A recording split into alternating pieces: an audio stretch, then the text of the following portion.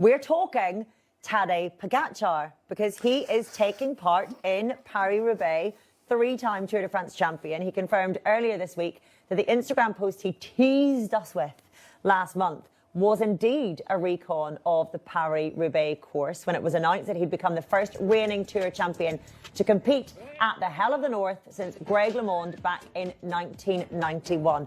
Adam, I've got to say, you called this because Tadej posted this on his socials. Then he said, nah, I'm just having a little play. But your take on it was, why on earth would you be playing in the cobbles of Paris-Roubaix if you're not intending to take part? And lo and behold, he is. Look, Tadej Pogacar is as good as he is because he spends every single day on his bike or off it or something around it. So every day is focused on getting better each day on the bike. He isn't going to waste time going to Belgium, riding across cobbles, risking crashing on cobbles in training when it's slightly wet. He was always given that he was going to go do it. There is no one that just goes rides Paris-Roubaix for a bit of fun, and with a teammate, and with a support car, and with different bikes testing. It was just like the obvious thing that was going to happen. And now it is. We can all get excited about it, which I'm looking forward to. I think the last time we saw him was 2021 on the cobbles, or 22. Tour de France racing on the cobbles is very different to a one-day race. You've got GC riders to look after, whereas in a classic, it's not every man for himself, but it's a lot more aggressive. It's a lot more angry a race than that. So I can imagine it to be risky as well. I mean, yeah, but like everything's risky. Flying down a hill, doing Flanders is risky. Every race is so risky. Every time they put a leg over the bike, sorry. This is a little bit more risky in terms of if it's wet and the chances of crashing.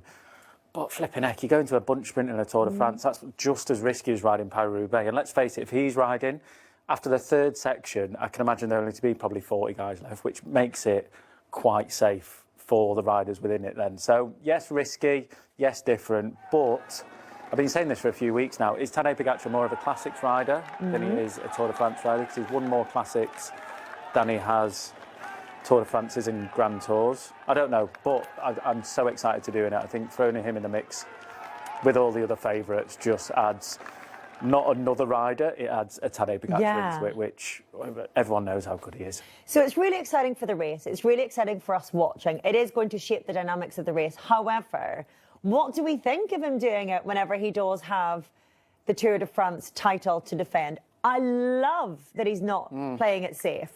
But how big a risk is it for him? We don't know what the weather is going to be like. We don't know whether it's going to be wet, windy even.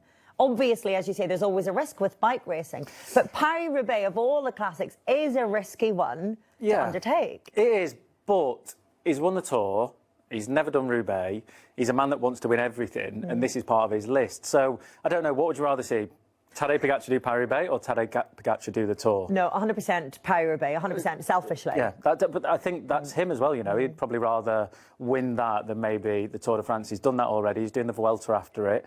So for me, it's kind of a, yes, it is risky, but at the same time, it's on his tick list of things to do. He's in the form of his life in the last couple of years, and this might be the peak. So he might need to do it now before things start to not go downhill, but riders start to catch him up, things get harder. So, yeah, I don't blame him for doing it. If I was him, I'd be like, look, there's a high chance I can win it.